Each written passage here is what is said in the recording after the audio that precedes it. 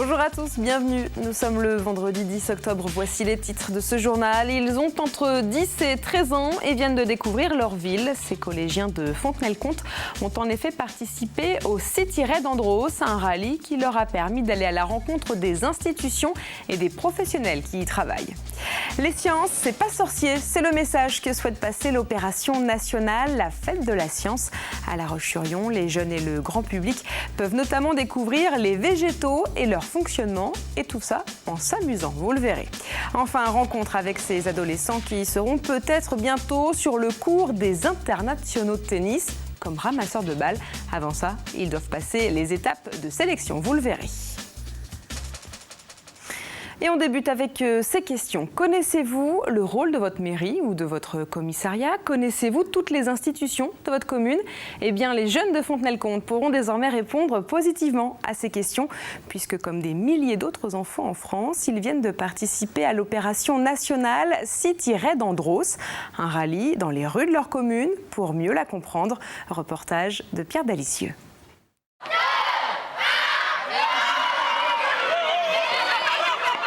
C'est parti pour la découverte de leur ville. Pour la deuxième année consécutive, ces jeunes vont déambuler à travers Fontenay-le-Comte. Alors il y a ceux qui utilisent leur carte pour ne pas perdre de temps, et puis il y a les autres. C'est pas de la triche, ça s'appelle de l'organisation et la mise au service de la technologie pour la citoyenneté. Et ça c'est sûr. Ok, est-ce qu'il y en a un qui sait se servir d'un GPS? Oui. Le procureur de la République, il va requérir une sanction. Un périple qui emmène ces 10-13 ans un peu partout et surtout là où ils ne seraient peut-être pas allés, comme au tribunal. Une greffière est présente pour répondre aux questions des jeunes, dont le lieu ne les laisse pas indifférents. C'est quand même des gens qui ont fait du mal et qui sont jugés. Donc ça fait bizarre. On dirait qu'on est, jugé. Oui. C'est impressionnant parce qu'il y a des délits qui sont jugés ici et j'imagine qu'ils n'ont pas du tout envie de se retrouver là un jour. Autre endroit où ces jeunes n'aimeraient pas forcément se retrouver dans d'autres circonstances, le poste de police de la ville. L'occasion ici pour ces agents de faire connaître leur métier de policier municipal. Toi non, la réponse est oui. Ils sont là pour apprendre et poser les questions, pour apprendre justement et se renseigner. Par exemple, mademoiselle, là, elle ne savait pas que la police municipale pouvait intervenir uniquement sur Fontenay. Un peu plus loin, d'autres équipes viennent découvrir l'aspect associatif et social de leur ville. C'est l'épicerie solidaire qui leur ouvre ses portes. Et visiblement, peu d'entre eux connaissaient l'endroit. Vous savez que ça existait? Non, je ne savais pas. Ceux qui ont besoin d'aide, ils peuvent avoir des choses à manger sans trop payer. Après une visite de l'épicerie, ces jeunes partiront vers d'autres points de rencontre.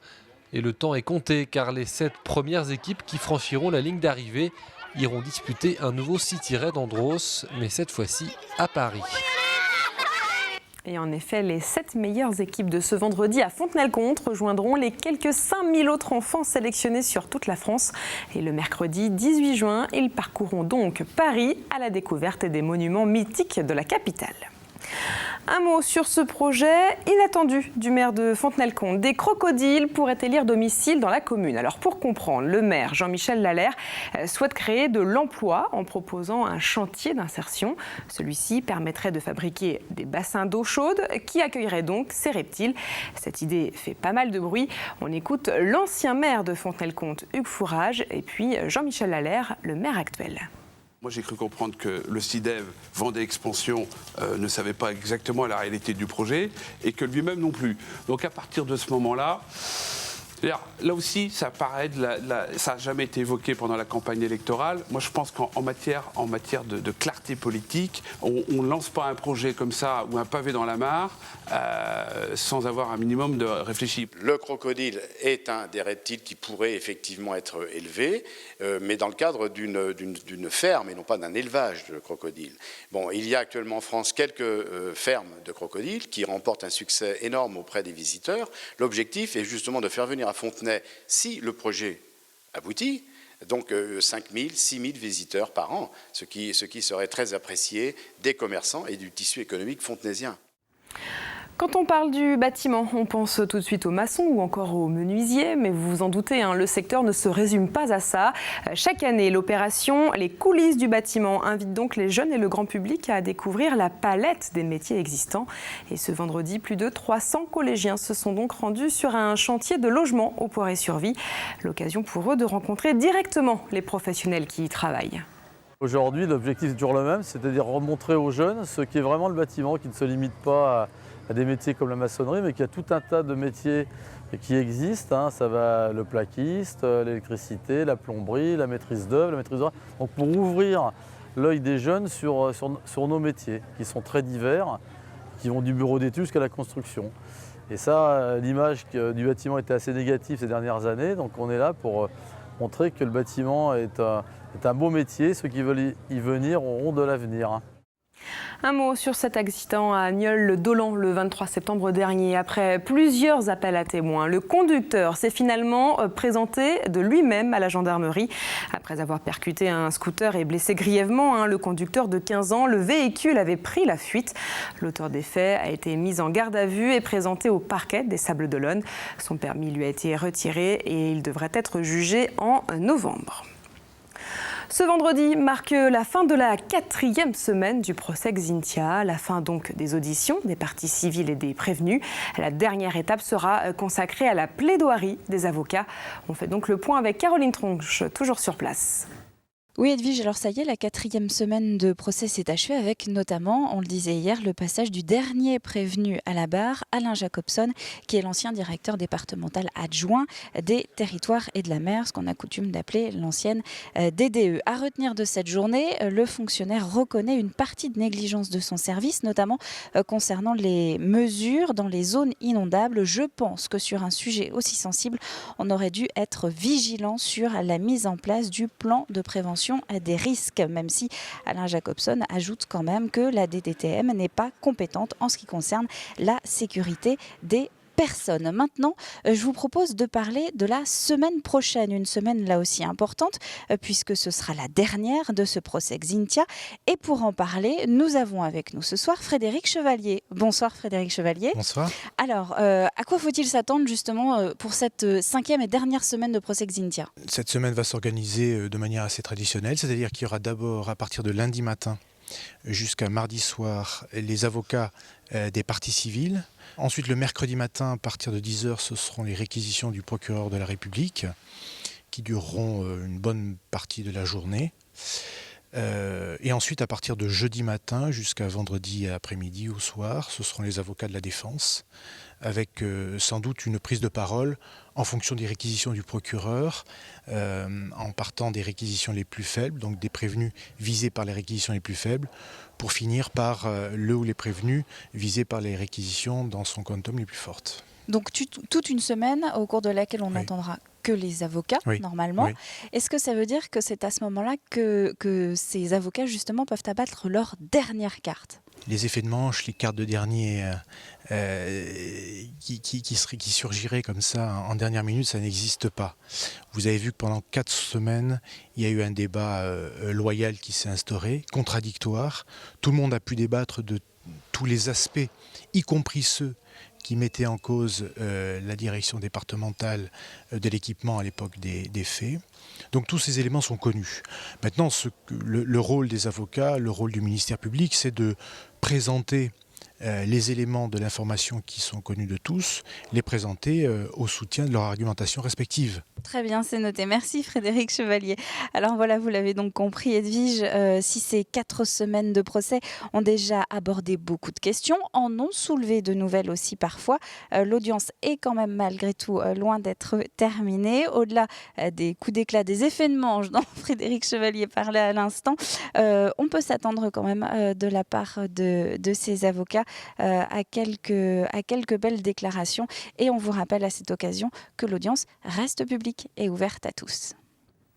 Merci Caroline. Effectivement, tout le monde peut se rendre aux Atlantes, aux Sables-d'Olonne pour assister au procès, mais désormais à partir de lundi. Cette information à présent qui pourrait intéresser tous les parents de jeunes enfants. Vous ne le savez peut-être pas, mais aujourd'hui, les accidents domestiques restent la première cause de décès chez les jeunes de 1 à 14 ans. Partant de ce constat, l'assurance Harmonie Mutuelle propose à ses adhérents sur toute la région des formations aux gestes de premier secours pour leurs enfants. Ici, il s'agit d'un atelier à La Roche-sur-Yon. Alors au programme de ces ateliers, comment donner l'alerte, comment mettre vos enfants en position latérale de sécurité ou encore comment adopter les bons gestes en cas d'étouffement, de brûlure ou encore de saignement.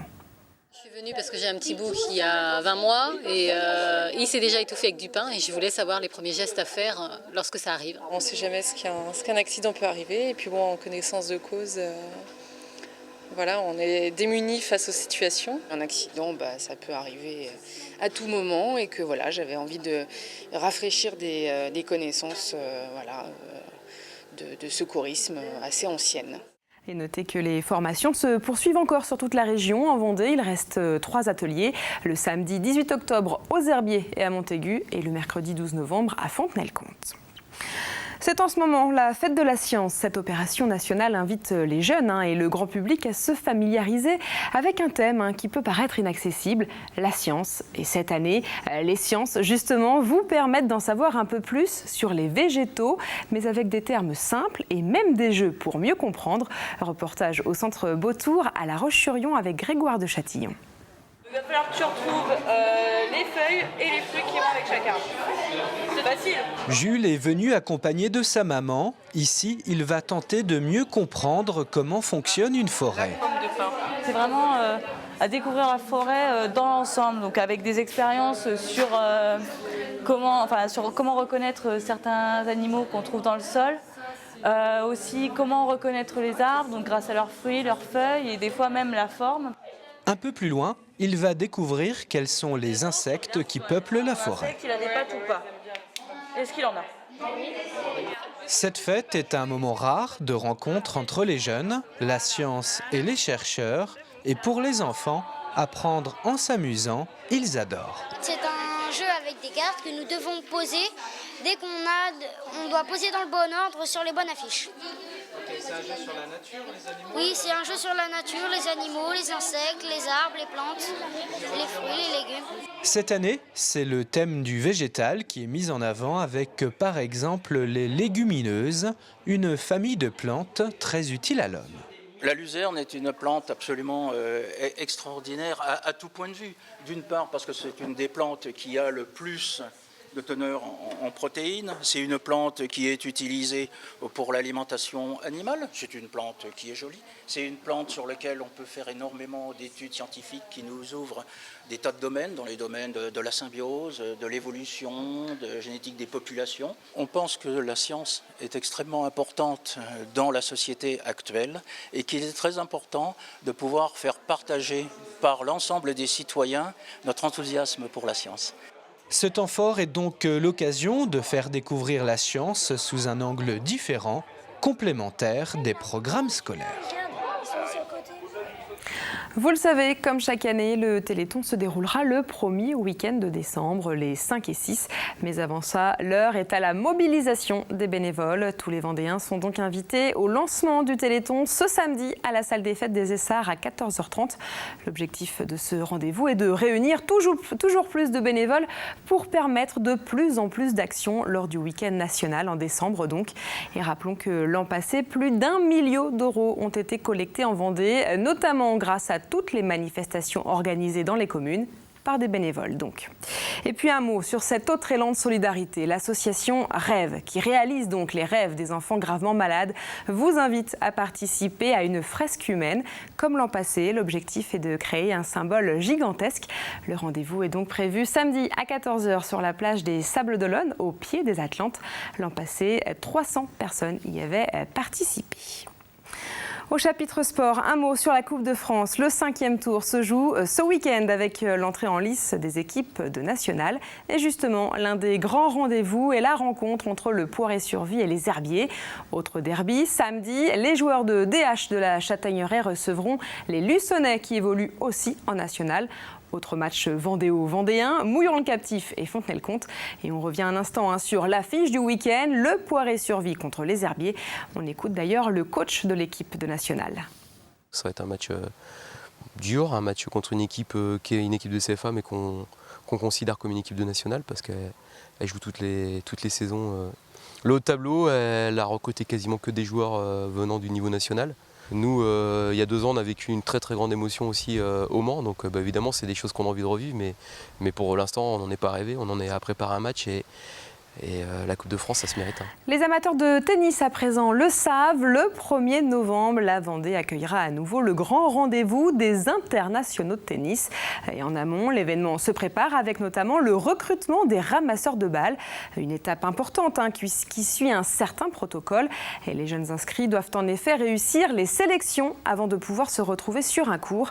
La dernière sélection se déroule ce week-end. Une première journée a eu lieu la semaine dernière et notre journaliste était présent.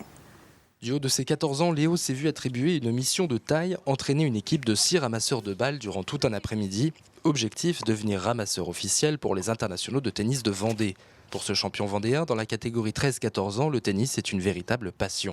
Je suis 15-2, depuis tout petit, je joue depuis l'âge de 4 ans. Comme l'année dernière, j'étais déjà dans leur équipe, ça se passe bien, mais comme ça fait un an qu'ils n'ont pas ramassé, il faut qu'ils se remettent dedans après pour être bien performants. Je pense que déjà à la fin de la journée, ils seront bien prêts et ils seront bien motivés aussi pour après le tournoi. Âgés de 9 à 16 ans, les 70 candidats sont tous motivés par la même envie.